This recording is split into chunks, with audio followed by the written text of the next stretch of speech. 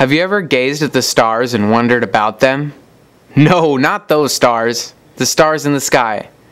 It can often be hard living in a large city to see what a wonder stars are.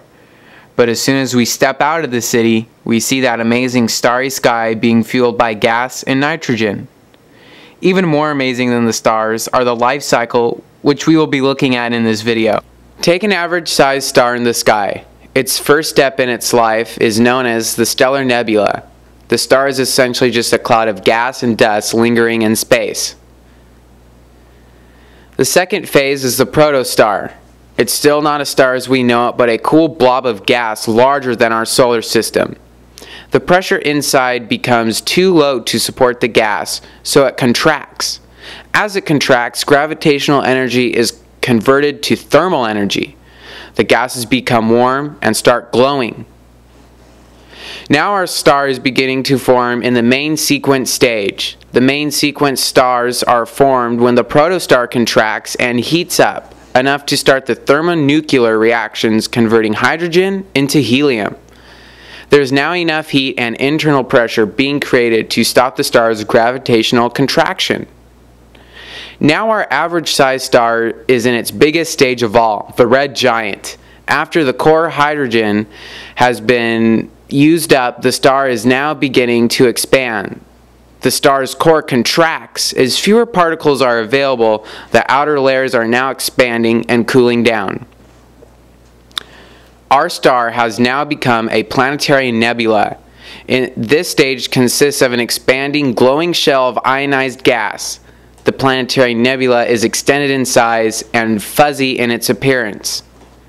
The last stage of the star's long life is called a white dwarf. The white dwarf is very dense, with a mass similar to the Sun and its volume close to that of Earth's. Its faint luminosity comes from the emissions of stored thermal energy.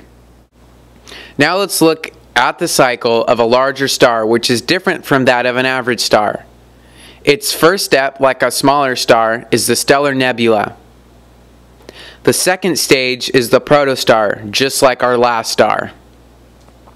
Now our star is beginning to form at the main sequence stage.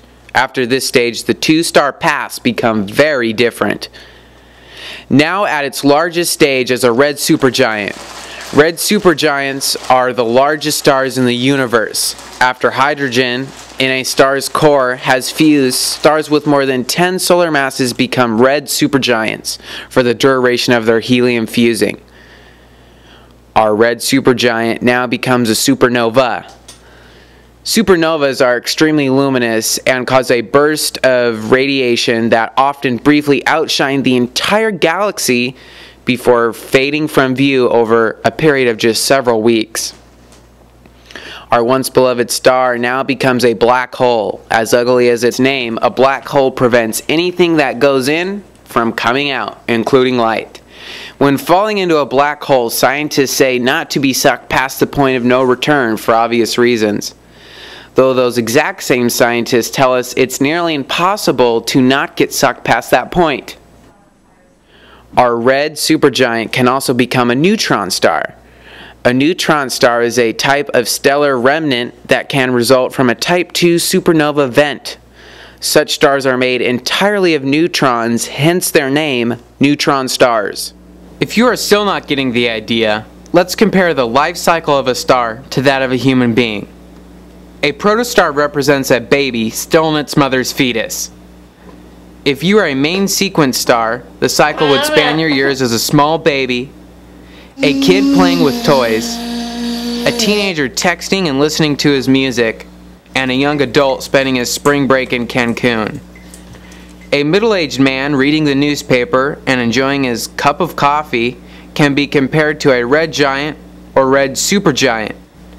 Moving towards old age, the man is like a supernova or planetary nebula. As the man reaches old age, he has a lot in common with a white dwarf, black hole, or neutron star, as they are both at the end of an amazing life.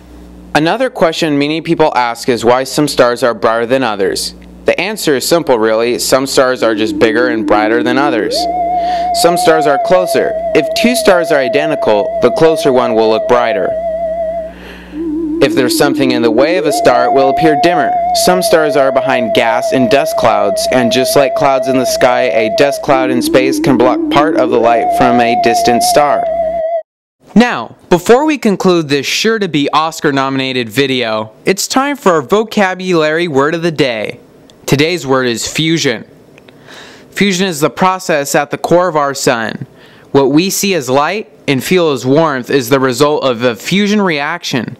Hydrogen nuclei collide, fuse into heavier helium atoms, and release tremendous amounts of energy in the process. In the stars of our universe, gravitational force have created the necessary conditions for fusion.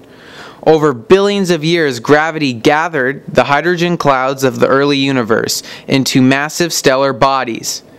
In the extreme density and temperature of their cores, fusion occurs. I hope this video has given you a brand new look at the stars. And maybe next time you're looking at stars in the sky, you'll think about their life cycle.